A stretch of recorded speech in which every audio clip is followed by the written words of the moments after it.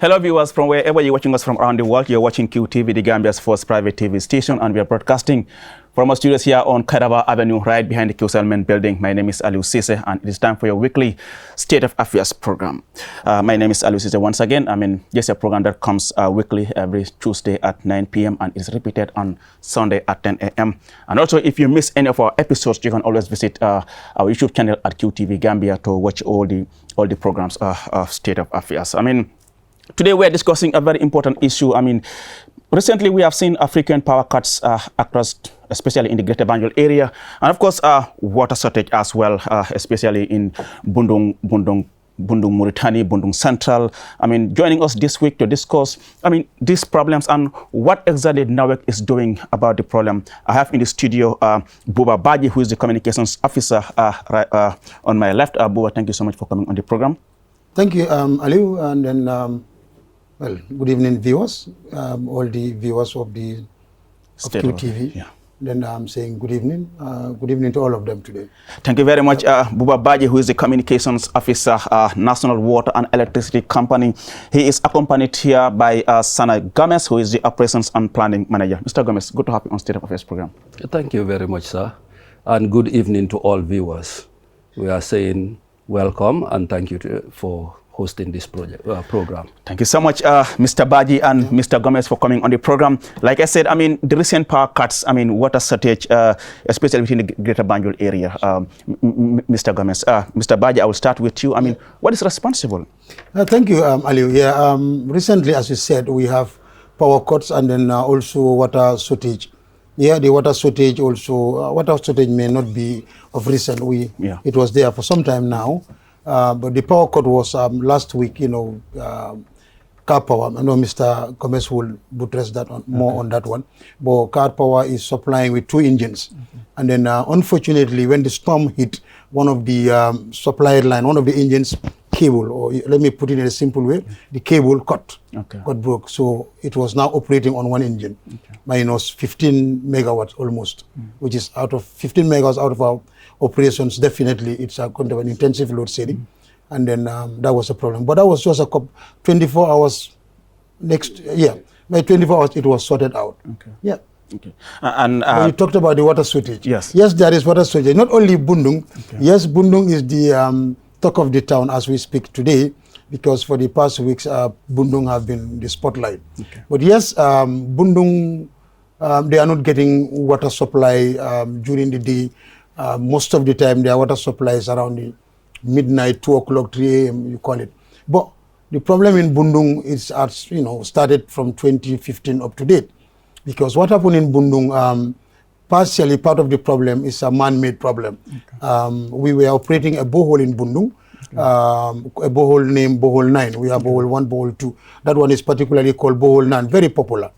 And then this borehole was operational when the Bundung women, or the Bundung women around that area, Borehole 9, decided to take our borehole to turn it into a market. It was a very tense situation. I remember vividly at the time, the present managing director was the commercial manager at the time. I was also at the water division, at the water department at the time. They took it, and then we tried all efforts to regain the borehole back, but they insisted that they're going to use it for their market. Because the market was small, they will amalgamate the borehole into the market. Unknown to them that today this is going to cost them much. Cost NAWEC, cost the nation, and cost Bundung. So after 2015 up to 2019, when we had a lot of back and forth, but efforts were done by some community elders in Bundung, and they offered us a place to dig a new borehole. We did that. We spent a huge amount of money to do that borehole on an emergency basis. When we did that, after everything, when we tested the water, we realized that the water is contaminated. It's beyond consumption. Human beings can't consume it. So eventually we stopped operation in that area. Now, we are only left with a choice to source from Serekunda, where we're getting the source from Serekunda and supplying to Bundung. Now, so are you telling me you began that operations without testing to know the quality of the water? That's what I'm saying. When I know, drill the borehole and do all that. When we did that, they all operated a very short period, very, very short span. We detected that it started contaminated because of human because the area was already congested. You know, if you have the human presence, I don't need to go to those details, but you know, that's contamination will start coming. So that's what we detected when we tested, because we do test at the laboratories. When we tested together with Pura, we realized that it is not fit for consumption. So immediately we stopped. That's Buba Baje, Communications Officer, who, by the way, is doing great to at least change, I mean, the face of NAWEC, especially in terms of its PR with the public. I mean, I will now bring in Sana Gomez. Like I said, he's the Operations and Planning Manager at NAWEC. I mean, the frequent power cuts, I mean, it's not only limited to Bundung. I mean, Burusubi, everywhere you go, some people, they go almost 12 hours without electricity. Mr. Gomez, how do you explain this? Okay, thank you very much, Mr. Sise. With the frequent power cut, there are a lot of reasons that comes into play here. Like my colleague, Mr. Baji, just said, I think, was it last week we have this thunderstorm? And unfortunately for us, we lose the Willingara line that is taking power, evacuating power from Car Power, that is our ship at the sea, to the load centers. Unfortunately, once that line got cut, the cable that was cut fall on top of the Mile 5 line, hence rendering both lines useless. We couldn't use them. And of course, what we result into was massive load shedding because you lose a big capacity, you know. But if you look at the power cut, the frequent power cut that is happening, we are in the rainy season. Especially the month we are going into September, usually comes with this strong gasp of wind, and then you have thunder and lightning. And these are things that, especially lightning, is just charges being deposited. It's either it is between clouds or it is between clouds and the surface of the earth. Most of the time we are affected when it is a cloud depositing its charge to the surface of the earth, and it so happened that we have our line passing along that path. Then the clouds will deposit all those charge on our line, raising the voltage to, we are transmitting at 33,000 volts. And we have some protection gadgets that are going to limit this, because for us to operate in a safe zone, the gadgets we are using has to operate within a particular bandwidth of voltage. If you go beyond that amount of voltage, then you are prone to damage your equipment. Now, what is happening is we have protection gadgets that are right on the poles. When these charges are deposited on the line, these gadgets will detect that the voltage has risen up. And what they can do is isolate that line for the protection of our own, that is NAWEC's own equipment, or our customers' valuable equipment. So this can lead to power cut frequently, because during rainy season, NAWEC don't open any line, but these protection gadgets will do it, and then we will now inspect and see whether it is safe to return back the line. If it is not safe, then we have to send our people to go and work on the damaged equipment, then we bring back that line. But if you observe if the frequent power cut comes in during this rainy season, I think over 6 months. It is often said problem known is half solved. Yeah. In this case, is there any solution now that you know what the problem is? Yeah, actually, thank you for that question, because somebody once asked me that same question, that thunder and lightning happens in other countries and they don't go like there is no blackout. It's an argument that some people put forward. Yes, it's true, because the truth is maybe those people, their network is robust enough to handle the demand. And we've noticed this. And that's why if you go now around, you will realize that we are doing massive expansion. There is this cable of 225,000 volts that is leaving from Brikama to Jabang. People who live around that area will notice the substation. In that Jabang station, we have about 6 feeders that are coming out to reinforce the current feeders that we have. Because presently the network we have, if we lose one feeder, the whole network crumbles down. But if we have an additional 6 feeders coming in, this lightning will happen. A feeder would fall off because the protection will kick in and remove the feeder that is affected. And yet still, people should not even notice that happened. Unfortunately, presently, if we lose one feeder, if the protection remove one feeder, our network is overloaded. But this has been detected, and there's massive work on it. Okay. And let me now bring in Mr. Baji here, the communications officer. I mean, you have heard from Mr. Gomez telling us about the expansion. I mean, what is the current demand and how much are you supplying? Yeah, the current demand, because the highest recorded for the year was 105. That of 2022 was 96. 96. But this year we are expecting 105. 105. 1,000 or? No, 105 megawatts. Megawatts. Megawatts, okay. Yes. Okay. Yeah, okay. And then if you And presently... sorry, just to... Okay. That megawatt is actually talking about 1 million watts. Watts, yes. Yes. Okay. To understand it, yeah. Okay. That is only layman term. Yeah. And also, if you look at it now, normally our peak load is 80, 85, presently 86, 87. And then capacity that we already have would be at 90 something. Mm-hmm. So there's always something to back up with. But sometimes some will say, okay, you have that, and yet still you go on, some areas are of yes, because as he rightly explained, you know, all that gear to the network is congested. That's what he's trying to say technically, but it's congested. And now we are now decongesting those lines. That is why we have this JAM project by the World Bank. That is the Gambia Electricity Restoration and Modernization. That is what is taking place. That is why we are trying to come up with this 225 line to transmit. Instead of 33, we are now going to transmit to 225. Yeah. So you can see we have moved. And 225 is the wall, is the standard that is in the world now. And let's now break it down for easy understanding. When you talk about the demand and supply, which one outweigh the weight? So do we have more? Do we have more demand than supply, or you're supplying more than the demand? No. So I think can I come in there? Yeah. Actually, the demand is usually ahead of supply in most places you go to, because presently, I will not say that the entire Gambia has power. A lot of people are still queuing, and we are pushing nearly about 3,000 meters per month. Okay. That is the demand. Every now and then, people are queuing at the power at the head office, just looking for meters. So the demand is usually higher. Okay. Even this 105 megawatt power that we are talking about is like a suppressed demand, because people are out there who need power, but they didn't have it yet. Yeah. But we are doing all we can. In fact, in one of the senior management meeting, it was said that we will try to make sure that anybody who applied, we will connect you within 2 months. So what is the percentage are you supplying? What percentage are you supplying? Of currently, if you are going to take it in percentage form, you are talking about the entire Gambia. But if GBA. I'm going to say, yes, if you are going to say GBA. GBA. Let's say GBA. Those who are already connected presently, you can say up to 90% of the people are having. Because load shedding is done very minimal. Very minimal, yeah. Load shedding is done in airport feeder at Farato. Load shedding is done at Willingara feeder at Burusubi. Okay. Airport feeder Farato, and then Willingara feeder at Tranquil feeder at Burusubi. Yeah. In Jabang, we have a substation in Jabang. Okay.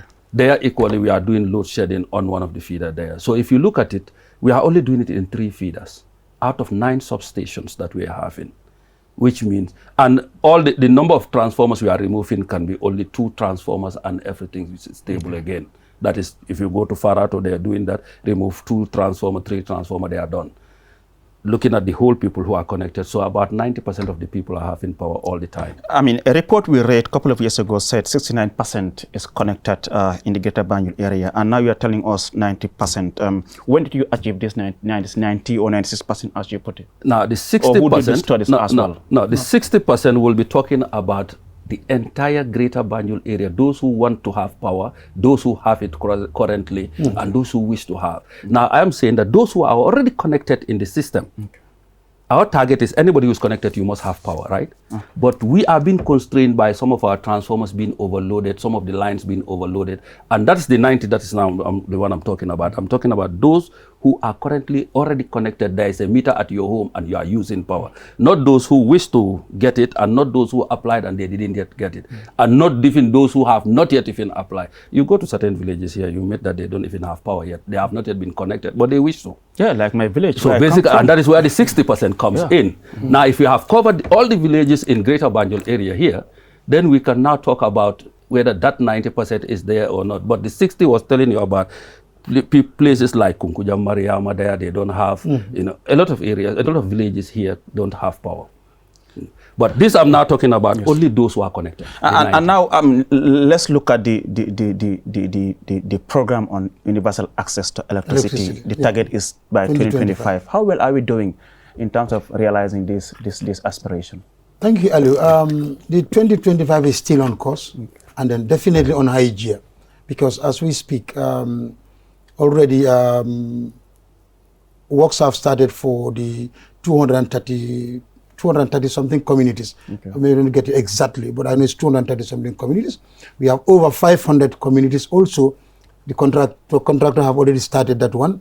And also, we've also have the CRR West, CRR North, CRR South. The contractor have already started. I was there 2 weeks ago. This include the JAM project. The JAM project. No, this is JAM project. These projects I'm talking. JAM. We have no JAM. We have component 1, 2, and 3. One is done. We are on the component 2. Backbone 2, we call it backbone 2, and then 3 is also on the way. But already we also have EcoRib. EcoRib is another project. Okay, and then we also have the JIP. The Gambia Electricity Access Program, which is already around the North Bank. That one is doing North Bank, and then partly in URR. Okay, EcoRib covers up to Jiboro Kuta, Jiboro Koto. I was there, with Sana Dabo. And then also it covers part of the GBA here down to the Kombosar, where he named the Kunkujam Mariamas, and the like are also part of it. So the access for that is very ongoing, I can tell you. And then we are so, inshallah, with everything being the same, we will definitely make it to 2025. How is the current deal between NAWEC and Car Power, of course, NAWEC and Senelec? I mean, recently we've seen increase in tariff, and some people are asking, but how comes you increase tariff yet you're giving us poor services? Okay, yes, thank you. How do you justify this? Yes, you see, you said 3 things here. One, you said the deal between NAWEC and Car Power. Yes, we have a contractual deal. Car Power supplying us electricity and we pay them. Senelec, the same thing. We have a PPP arrangement with them, private partnership arrangement. It's a tradable commodity. Electricity is a commodity, and it's tradable worldwide. Even America, England, Germany are all trading electricity. So it's the same as Gambia trading. Good. But also you mentioned the tariff. The tariff and all these things may not come to contact. Yes, as I said before, since the launching of this tariff increase, if we did not increase our tariff at the time, NAWEC would have not continued operating. One, the reason being, all the spare parts, all the materials that we are using to generate electricity and sell it to you are all from outside the world. That is, we don't get it from the Gambia. We buy it outside with dollar, hard currency. 1. 2, we don't control the market of the oil. 2015 was the last time we increased tariff. Around 2015, 2016, you were buying the per metric ton at $450. It just fly from $450 to $650. Yet we are the same. We are using the same tariff. We went to a point we couldn't. And then we have proofs that we cannot sustain it. That's why we have our stakeholders like PURA, our ministry, the assembly. We put our case. Okay. And then the government also had a subvention that they did. If government did not, if the Gambia government did not intervene, Mr. Caesar, I will tell you that we would have not even have the 30% increase. It's going to be more than that. But that other part have been taken by them, and then this other one taken by the customers. Because and also this increase is not to make profit. No, NAWEC is still not making profit even after increasing the tariff.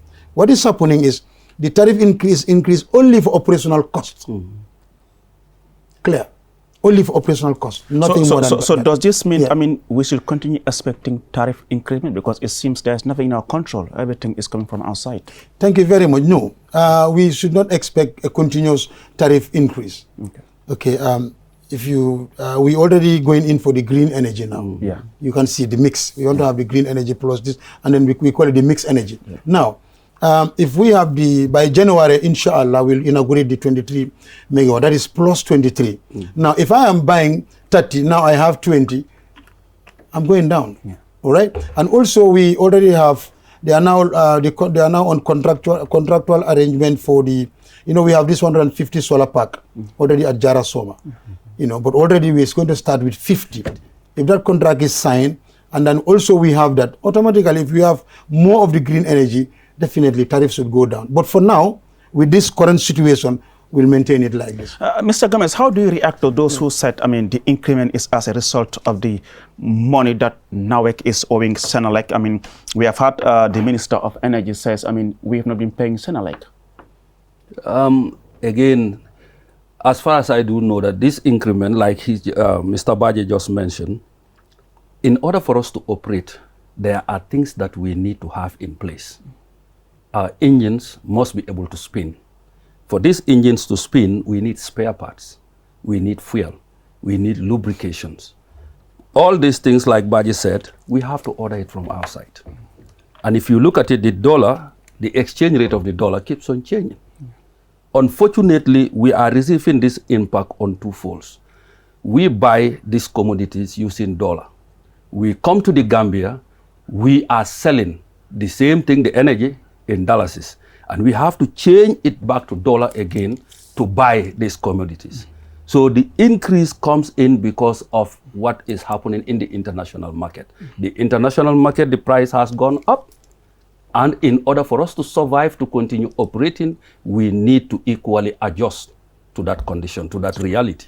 So that's why it means NAWEC as a company is not profitable. You depend more on government to sustain your operations. NAWEC as a company. And of course, someone out there will be asking, but where is all this money going to? All this cost power. You see, let me just say this one here. There is someone watching it is thinking the same way. So it's good. Yeah.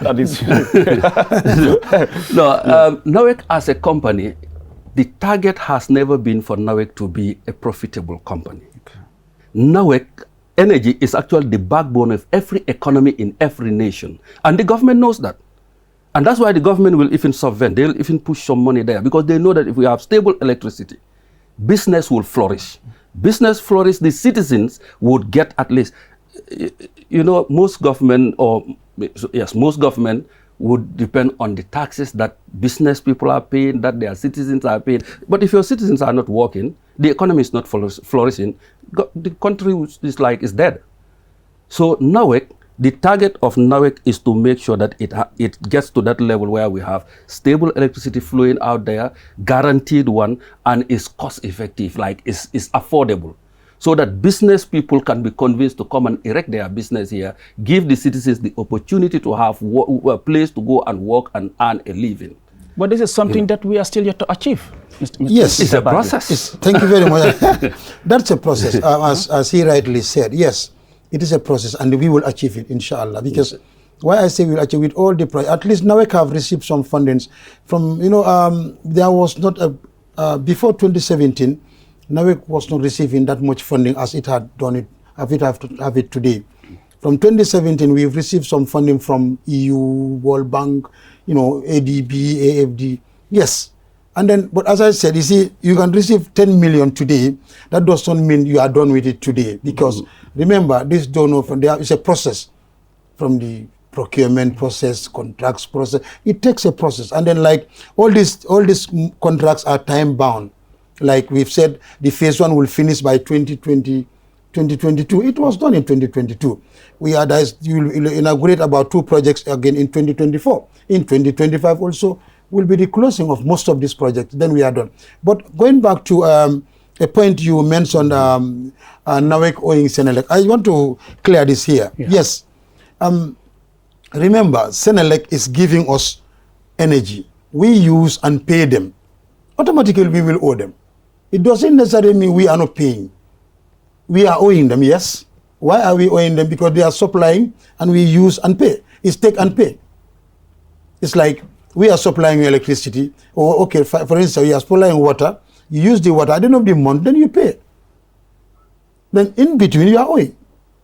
But the question of, I saw it on some quota. People will say, now they are owing Senelec, they owe the tariff increases to pay Senelec. It doesn't make it. No. But owing to the extent that, President Macky Sall had to intervene. You see, now you are going. No, I'm coming. You see, for me, officially, I'm not privy to that. Okay. I understand what you are saying. Yeah. And then I also get it as you get the news that we all Senelec to a point where Senelec caught and then Macky Sall, President Macky Sall personally intervened. Even if that is so, it is normal. He intervened with his counterpart. But one thing I know, President Barrow is an architect to get this connection between Senegal and Gambia. But it's true what the OMVG, we are a member country to OMVG. And then we are a member to the WAP. And then the OMVG, the line that is transmitting that electricity, Gambia have paid its money. Senegal, Guinea-Bissau, Guinea-Conakry, they did that. Because we have a share and a take in that. What I'm trying to put here is, you see, Senegal, do you know Senegal is also sourcing electricity outside? It's coming. They buy. And then they also have independent power producers in Senegal that are having solar plants and selling to Senelec. If we operate our 150 solar park, we have our 25 megas, and we have all these machines running. It's beyond the Gambia's what we need. So what is going to happen now? We are going to sell power out of Gambia again. Perhaps Guinea-Bissau, Guinea-Conakry. But Mr. Gomez, do you think this is sustainable? I mean, you talk to some people, they tell you we are in an era where any independent country should entirely put its internal security and energy on a foreign country. We are here enjoying this support from Senegal. Maybe the relationship between the Gambia and Senegal is correct at the moment. In the event, it goes the other way around. Aren't you considering this thing? Yeah, thank you, Mr. Cesar. Actually, this is being considered. Exactly. Because this is security of a nation must not be, lying on somebody else's hands outside that country. Okay. And it is because of that. That is why we are falling into getting the 20, it's actually 23, but they'll say 20 MVA solar plant, the Jambur one, and then the 50 coming in. It's all geared towards us having energy being produced locally, so that we are the ones that are going to push the button, but not somebody outside there pushing a button on us and we are in chaos. And if you observe, even we are trying to make sure that all our plants are available. Even there were plants that we were thinking about that, okay, these plants now we are going to lay it low because we are already having the interconnection. But eventually we are like, no, for security of the state, all these engines must be revamped and brought back. And we've done that. We've brought back G7 in Kotu, we've brought back G8 in Kotu, which was, they are all Deutz engines, 6.6 meg engine, and Brikama 1, we are trying to bring back G4, which is there. So to bring back an engine though is very costly because you spend a lot of money buying parts and so on. But Brikama 1, the G4, we have already included in this year or next year's budget so that we can bring it back. And this is all towards just security of energy. Because like I said earlier on, energy is the backbone of every economy. Indeed. If it is there, then it's good. Indeed, viewers, you reminded you're watching QTV, the Gambia's first private TV station, and this is your weekly State of Affairs program. I'm your host, Aliou Cisse, and my guest this week are Buba Badji, Communications Officer, National Water and Electricity Company, and Sana Gomez, who is Operations and Planning Manager. We're discussing, the current state of electricity supply and water in this country, and we will go for a short break, and when we return, discussion continues. Do stay tuned. Technology has always been at the forefront of our lives, and the way we use it has evolved drastically over the years. With the advent of 5G internet, we are entering a new era of technological innovation that promises to transform the way we live, work, and play. 5G internet is capable of providing data speeds up to 100 times faster than 4G, making it the ideal solution for streaming high-quality videos, playing online games, and downloading large files on the go. 5G internet is already transforming cities across the globe, powering smart cities, self-driving cars, and virtual reality experiences that were once thought impossible. 5G internet is also paving the way for Internet of Things, allowing for seamless connectivity between devices and the creation of a truly connected world. For the first time in the Gambia, QCell is bringing tomorrow's technology to you today with the launch of QCell 5G internet. Get ready to experience the out-of-this-world wonders of QCell's 5G internet. For more information, call 111. QCell. We innovate, others follow. Hello viewers, welcome back from that short break. You are watching QTV. I am Aliou Cisse, and this is your weekly State of Affairs program. My guest this week are Buba Badji, Communications Officer, National Water and Electricity Company, and Sana Gomez, Operations and Planning Manager. Mr. Badji, you have heard from of course, government is talking about what NAWEC is doing behind the scene to make sure our generators are also, ready for use in the event of any unforeseen circumstances. We depend highly on fossil fuel in this country. I mean, but in terms of diversification, I mean, how far have we gone? I mean, earlier I had talked about the issue of the solar project in Jambur and other places, but how far have you gone in terms of this diversification? Yeah, as he rightly said, you see, the Jambur is almost done. For Jambur, I consider it a done deal because what we are even preparing for inauguration. I mean, because if you visit it, you will find out that almost work 70% is done. So we are almost preparing. And then also we've already secured funding for the 50 megawatt. It's now, as I said, these are stages. You have the funding. Now you need to go to the procurement process. This is also another process, and it's an international thing. It doesn't just happen in a night. So all this is a process. So immediately that procurement and the contracts are done, the contractor will just start. So in terms of capacity, in Jambur, I mean, how many households, if you are to estimate, perhaps if you don't know the actual figure, but if you are to estimate, how many households do you think, is going to benefit from this Jambur project? No, you see, it's not just going to be a standalone supply. This is why I said the mixed grid, meaning you said the fossil fuel, we generating through that one. Now, if you have the green energy, that is the solar, now you combining it, because we call it the mixed grid. Okay, this will not specifically be like, okay, we're going to count per head. No, it is going to be a mixed grid. It's like it will it will open up more connections and the like. But it's like we have a surplus of power. Like, for instance, maybe the total capacity in the Gambia, 50, 60. Right? Okay. Now, if you have plus 20, it is plus 20, then we're going to 70. So now what I'm getting outside means we will reduce it because we now have an incoming one. This is what you can always, but you cannot like say, Jambur will bring 15 compounds, 30 compounds. No, because it's not going to be a standalone. It's going to be connected to the grid. It's going to be injected into the grid. Do we have a national grid? Of course. Yes, we do. Of course we have a national grid. In fact, for your information, he said someday, now when we have a problem in the land, we troubleshoot manually. We send a team of, our technicians have to go look for the pole to pole to detect a problem. But we also have, we already have the state-of-the-art National Control Center. This National Control Center is, you sit here real time. If a cable is cut or a transformer is blown in Basse, you will see it at real time. If it is cut at 11 o'clock, the same 11 o'clock, you will see it here because it will detect it. So we have that national control. That will also help. All that is within the JAM project. So by the time that is done, you will find out that Gambia also is now part of the world at that level. And this national control center, it's here. It's almost finished. Yeah. The building is done, the gadgets are here. The gadgets are already around for the installation. But in the event that a private individual has... Just to add up to the question about the grid thing, we have a grid. Now, the question should be how robust is that grid to handle the energy flow in it. Because this grid has been designed long ago, and we are just improving on it gradually. Expansion is done. But the rate at which generation was considered, or like the rate at which generation was being uplifted, was different from the rate at which the network was looked into. So it is like every time you'll hear a new generator, we've bought a new generator. But you'll never hear that we've expanded the ring network. Our grid is actually a ring network.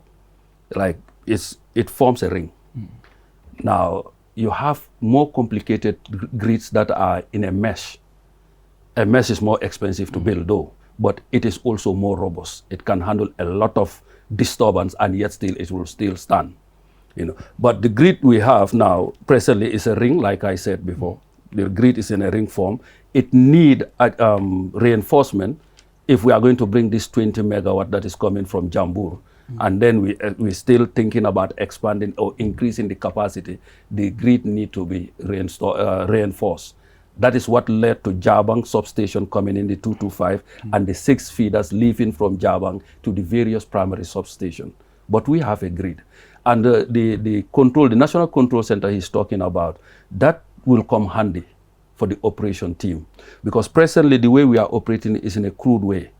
if I want to adjust or to increase my generation, I'll pick a phone and call the basis, asking each of them what is their power level, the level of power that they are seeing flowing through their system. Now, electricity changes drastically within a second. Now, after me calling about 9 substations, by the time I make the decision to do anything, the system has changed long ago. And I'll now base my decisions on an outdated information. And this can even lead to problems coming up again. But with the National Control Center, you will be sitting down looking at a giant screen that is displaying all the flow on our lines. And you can make decisions based on that, which is like real-time data. And that will help us a lot. And we will now be able to link with WAP, because we are now going to be one, African village, I will call, because that is what WAP is trying to do. That's the West Africa Power Pool. Exactly. Exactly. So WAP will be able to sit there equally and see us and see what we are doing. But the most important thing there is for us being able to look at a screen and see real-time data and make decisions based on that. And in terms of the OMVG, I mean, the president in particular has always described the OMVG as a game changer. I mean, when are we going to start benefiting fully from the OMVG? I know we have seen a long line from Jara Soma to Brikama. I mean, someone will have said, what's happened to OMVG? Why the power cuts when the OMVG is here? that is the long line you are saying is the grid. That is the 2 to 5 that carries power from Jara Soma to Brikama, and it can also feed from Brikama to Jara Soma, either way. And then it, because even Senegal feeds through Jara Soma to Tambacounda, they feed to Netebulu, they call it. They have a popular substation called Netebulu. Yes, the OMVG, yes, OMVG is an association of member states, right? But OMVG itself don't have 1 megawatt of energy as we speak. OMVG, the connection, yes, almost done. In fact, the grid between Guinea and the 2 Guineas, it's yet. Presently, the Samangalo Dam, Samangalo Dam, it's a full name, in Guinea-Conakry. In Guinea-Conakry. The one that is functional now is only for Guinea-Conakry. The one that would be for the OMVG is, the works are on the way. They are working on it. So which means we are not yet transmitting any electricity from the dam. So if you say OMVG, yes, OMVG is operational only by the network. That is the key, the line is transmitting. Because even the electricity we're buying from Senegal is transmitted through the OMVG, Brikama, now to Jabang and then to Kodutan. Any idea when we will finally start? In a nutshell, what he's just trying to say is OMVG, we have already started benefiting from it. Because the line itself is called OMVG. It belongs to OMVG. So the mere fact that we are able to use the line to evacuate power from Senegal to supply our customers here, we have started benefiting from it. I met with a gentleman who is a staff of OMVG and equally engaged him on this on one of my travel to Benin. And he made it clear to me that the network, the OMVG network is not completed totally. Between us and Senegal, that part is ready. But the line to Guinea-Bissau and the line to Guinea-Conakry at the dam is not yet done. In fact, he even revealed other projects that they are having in mind of running the same line from Soma going through Basse and then out to Tambacounda. In fact, I was like, you better be quick with that one so that I can send power from Kombo here to Basse. If I find it difficult to fire my engines in Basse, then I can use the ones in Kombo to send power to Basse, and I'll not have problems with the Basse people. But we have started benefiting from the OMVG project. The only thing is we are not yet being able to take power from the dam. And that is because the dam is not yet ready and the line has not reached there yet. That's the only thing. And in terms of car power, how long will they continue to stay here? Yes, car power, the contract is still on. This other contract is on up to December. It's not yet. The contract is still valid as we speak. Before the end of the contract or at the end of the contract, if need be, we continue. You see, one thing I know a lot of people will say, it's expensive. No, you see, the electricity is a commodity and it's a tradable commodity as we are trading onion and potatoes. It's the same way. You buy potatoes from Holland, you come and sell them in the Gambia. You buy milk from the fullers in CRR, you sell it in Fonyi. It's the same. So car power, yes, car power is here. It's supplying us electricity. They supply, we sell, we pay, and that's it. And But you're asking how long? No, that depends on how long we need them. let's look at water. I mean, in terms of the safety and hygiene of the water that you supply to the public. I mean, what do you do about that? The water we survey, okay, first, the guidelines we have for our water is the WHO standard. Okay. That's what we have, because this is a department I served for almost over 20 years in the water department. And Are you following these guidelines? yes, we are following them. Because sometimes on social media you see people, I mean, showing water claiming to be from Nawek. I can explain that. Yeah. You see, I in fact, thank God, I received this type of complaint, and I said to the customer, I will not call the name here. I said, bring it. He bring it. It was so black. I said, wow, this is from Nawek. He said, yes. So okay, the team went there, only to understand that he have a burst pipe. It's not even collecting water from Nawek. This is coming from his sockaway to his tap. Let me tell you, the reservoir where the water is coming. You see, this water comes from the boreholes. It's a process. It comes from the boreholes. It comes to a reservoir. A reservoir means a bigger tank. When it comes to this reservoir, before it goes into the reservoir, it have 3 steps.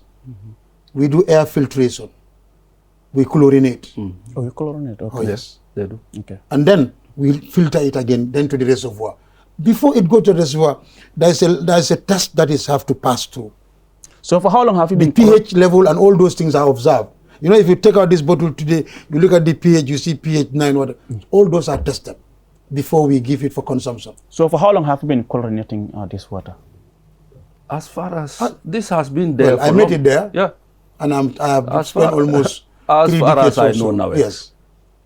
They've been chlorinating. And it's WHO standard. Okay. Yeah. Yeah. But the National Audit Office of 2017-2021, Yes. I mean, said, I mean, inadequate chlorination or lack of chlorination, something like that. I mean, Yes, I read that audit, and then we've even responded to that audit report. If you go back to the, the audit report was a nationwide report. And then due to that audit report, the National Assembly Select Committee even came over to look for that audit report. And then we went together. Fortunately, I was with them from Banjul to the last dot of Nawek's operation. Yes, we had some boreholes that were on a standalone borehole. Those are the boreholes that were the audit report was pointing at. And then these one's problems were immediately solved. It happened, certain boreholes at a particular time, maybe the chlorination was not working. But this was a very short period. It happened when they come. I see, let me say it on record here. Pura test our waters almost on a regularly. Sometimes you go out there, they don't tell you where you're coming. And then if they find anything, they will charge Nawek. And then this is the same water we are using. So we are very careful. Because it's a health risk to drink unsafe exactly. water. Absolutely. That could be hazardous. Absolutely. So we don't joke it. There is no, it's not a play. Nobody play with that water. In fact, you ask many people, they tell you, yes, sugar treatment plant, but they cannot even point you which of the reservoirs is even carrying water to the people. Yeah. So what have you done with regards to the water treatment plants? Like what? No, you see, we are, as we speak, now we have Sugura water treatment plant, we have the Serekunda, Brikam, but we are now building 3 new more treatment plants again to boost. You see, this water shortage that we are having today is because the demand is more than the supply. That is the fact. This is an obvious fact that the demand is more than the supply. Now we realize this, and then we already had projects that have already started. The OIC project is here with it's about the OIC project is about 9 boreholes that are already been dug. We also have the World Bank, that is 11 boreholes. We have 6 been dug for the Greater Banjul. The contractor already started works, and we have 4 for the regions. That is Bansang, Biam, and then Basse. Okay, and then we'll have a new state-of-the-art water treatment facility at Kiti and Sanyang. We are building 2. And talking about that state-of-the-art, I would like to know from you, do you at the moment have the equipment or the machines to test the water? Yes, Gambia, we have 1 lab for water testing, that is through the water resources. The whole country? Ministry of, I will not say the whole country, the one I know. Let me be very clear here. There may be, you never know. Yeah. But what I'm saying is, the information I know and what we are, because I've been there to that lab, I've carried water to that lab to do sample testing. Yes, we have 1. That is at Abuko, it's working. But you see, we also have gadgets that we have gadgets that will indicate to us the level of water, the level of the pH level. the pH level of the water. We have that. We do that testing. Mr. We have Gomez, a lab team. Yes, I would like to understand this thing from you. Is it right for NAWEC to supply someone a water bill that you haven't been supplying water for almost 2 or 3 months? No, I would say, I'll say it this way. NAWEC material belong to NAWEC, right? In when you are applying for these meters, like water especially, you are being told that consuming a particular amount of water or not, you are paying that one. Okay. Right? Hence, if you don't consume that, and already this was the agreement there, what do you think should happen? I struggle to understand. I mean, for someone who you have not been supplying water for 2-3 months, yet every month you bring a bill and say, this is your water bill. You see, Aliu, let me come here. You see, are you not provoking them? no. No. Is it not a way of trying to provoke? I understand. Not at We all. will never provoke the We- public because we are public servants. Okay, and then it is not fair to give anybody a bill that he did not consume. Okay, let's take Bundung as a sample. I got it from report. They say, okay, we are not getting water very well. During the day they don't have water, but during the night they have water. No, Like- but in No, this, I'm coming, I'm this coming. particular area in Bundung, they don't yes. have water even at night. I mean, Which throughout particular 2 area? months? No, if you don't have water completely, your bill will become maybe a 200, 150 or so, because why? I mean, as he just for said, rental. use or no use, you are paying 150, let's say, for instance. Now, if it is coming, you think it is small, you leave it there for 2-3 months, it become big. But what I always say is, you think that NAWEC brought a bill for you that you feel you did not consume. It is your right. Please take that reading that you have presently, bring it, and then we compare it. So Because the meter will not run Yeah. without water going without in. Sometimes we can have a problem that, maybe you have a fault in your system and the air intake is turning the meter, which is very, very not likely to happen, but it can happen. But what I'm saying is you don't need to pay. For those who are watching right now, especially the areas of Bundung, Mauritania, Bundung Center, and other areas that are struggling to have access to water, I mean, what assurance are you giving to them? Of getting water. Yes. Maybe Baji will help Yes, with that. the assurance I'm giving Because- to, that's what I'm saying. Presently, as we speak, we have already dug almost 8 boreholes already. That phase is done. As I said, this funding come in phases. Okay. Now, the infrastructure that is delaying the network, pipe network, is what the contract is being awarded now. In fact, the contracts are already awarded, and the contractor will start work very soon. And how long? Very soon. Well, very soon. Thank you very much. We don't expect this to go beyond 2024. 2024. Yeah, I don't say if we don't expect all this, because remember I said we have 11 boreholes, another 9 boreholes.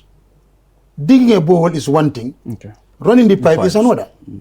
So they have to wait until 2024. No, before No, I'm not to saying wait that. until- We have what we call it to be system improvement. completed. What happened in Bundung borehole was happening in Abusi, Fajikunda. No, some of the saying it's not even in Bundung Bohol. They are around No, Bundung I'm coming, Mauritania, yes. the other side of Nusrat. I mean, Bundung Central. We've even Sukudanema. even seen women came out yesterday when the president went there with Yes, their empty I buckets saw them. complaining. Yes. I mean, we have seen the women, Yes. went to meet the National Assembly member, Suleiman Jame, Yes. raising concern about lack of water. Yes, and he raised it at the National Assembly as well. But what I'm saying is, you see why Bundung's water scarcity is more serious than any other part of this country today. You know why? Because the borehole they seized from NAWEC was supplying 80,000 liters per hour. Imagine now you've taken 80,000 liters per hour from the network completely. Change it to a bucket. This is minus 80,000. But I don't understand. You're talking about seas. How can NAWEC allow women? Thank you very much. I like that question. I'm very happy to see something that is. Well, I wish I know. I remember, because I have attended 2-3 meetings in Bundung. The former Alikali was even a former staff of NAWEC at his compound there. And these women stood, they went out there and said they will use this for the market. They use part as a market, they use part as a dumping ground. Our people were chased on numerous occasions. This was in 2015. They took that borehole completely. They took it, go there today, visit it. It's a market. But I mean, we just have to go take out the pump and go. But this is a country of laws. No, What happened to law enforcement? Well, I don't want to Well, what happened to law enforcement, the law enforcement could explain better. But I know this present managing director, Mr. Nani Juara, was the commercial manager. Mr. Abdul Jajusi was the production manager at the time. I was only a junior staff at the time. We went there with a team, physical planning here, and they said, no. These women on a daily basis, they come and put their selling kucha and other things on the borehole surface. We tried everything. You know what they end up doing? They took the fence down. They turned it into a market. From 2015, 2016, 17, 18, up to 19, they gave us space to build. As I said, we built it. Unfortunately, that would have helped their situation today. Yeah, sure. But unfortunately, that was a contaminated water. It have nitrate, all those, beyond human consumption. The only thing you can use that water for is for maybe road construction. I would like to... So this is a problem. Yes, I would like to know... That's why I said part of their problem is a man-made problem. Yeah, from both of you, I mean, many people are suggesting it's high time we separate the water division and the electricity division. What's your take on this, both of you? That is actually done. Presently, we have two of them. We have or privatize them. In fact, some people are even saying that it's high time we privatize them and perhaps having private investors coming into the sector. Well, this is you see, I like this. I know this is a lot of people will say, and this is not the first or second time this question goes, why not privatize NAWEC? Why not separate both? Yes, maybe the separation is on the way for the two business units, but the privatization of it, well, that relies solely. Is it on the way or not? No. If I mean, because electricity and water, one way or the other, the marriage will be determinated. So right now you are working on the divorce papers. Thank you very much. You put it that way. But the privatization, that one solely and wholly depends on the government. That is not our take. We don't decide that. What we do, we have a performance contract with the government. We sign a contract with the government. And then whatever we are doing, on if not a weekly basis, on a monthly basis, we report. And it's just there. As I said, a lot of works are doing, and the government know exactly what NAWEC is doing. Because we are working towards it, and then, as I said, very soon, you will realize that we are almost there. Yes, Gambians have been patient for quite a long time, for the past 50 years or so, or the longest NAWEC have been here. Gambians have been patient enough. But all we are asking them is just a little. Will be there. Just a little. We are almost there. Well, if you are watching and you are struggling to get electricity for 12 hours and lack of water, well, Mr. Baji, the communications officer, is saying, be patient. Just a little. Just be patient. Honestly. We are on the last stroke. No, we are. Yes. We are. Because I know Gambians have waited for quite a long time. The truth is, we've heard their cry. We are equally customers of NAWEC. Remember, we are connected. We need water, we need electricity in our homes. And we are doing our level best to make sure that what the complaint is, we are trying to handle. But we are told you all have generators at home. So, sorry, it's very expensive to manage a generator. For me, I even struggle. I remember 2 days ago, I was on bed, and then the Casper get finished. I have to rush to struggle with Q Power. The Q Power, yeah. And then I'm working for NAWEC. As the communication. That's the beauty of having Q Power. I can tell you, last week, I can tell you for free, I talked to the managing director's wife. And he was telling me, he went to beg water from a nearby borehole compound. He doesn't have, there is no exception like this is MD's. MD go off. He doesn't even have water like any other person. So what he said is we are customers. So that's confirm the problem that people are facing in this country. What I'm saying is, that's why I say, if the wife of the managing director of NAWEC... No, because it's not, this is why, he's connected to the same pipes. The same pipe. There is no privilege. Because we could have said, okay, now let's have a bowl specifically for the managing director's wife. Well, but we don't do that. I will tend to agree sometimes because I know sometimes even State House... Yes. So you see, nobody's an exception here. Thank you so much, Buba Baji, Communications Officer, National Water and Electricity Company, and Sana Gomez, Operations and Planning Manager. Gentlemen, thank you so much for coming on the program. We quite appreciate your time. And to the Managing Directors, Nani Juara, thank you so much for sending this brilliant young man to come here and join this conversation. I think it's important. It's all part of national development. If government institutions are coming out to engage the public, then it allay that room of speculating, because if not, people will only be speculating about what NAWEC is doing and not doing. So I think this is quite important, and we hope other institutions will follow in your footsteps. It's really important, but also we urge government institutions to be more proactive. Don't just be reactive. I mean, we have seen the Bundung Road. I mean, when the president was going there, immediately they went and gravelled the road. So imagine if the president wasn't going there, you wouldn't do that. I'm not saying that, but then that's what we are saying. But then, viewers, with that, we bring an end to this week's edition of your State of Affairs program. Do join us next week. Until then, bye-bye from me, Aliu Ceesay, and the entire production team. Bye.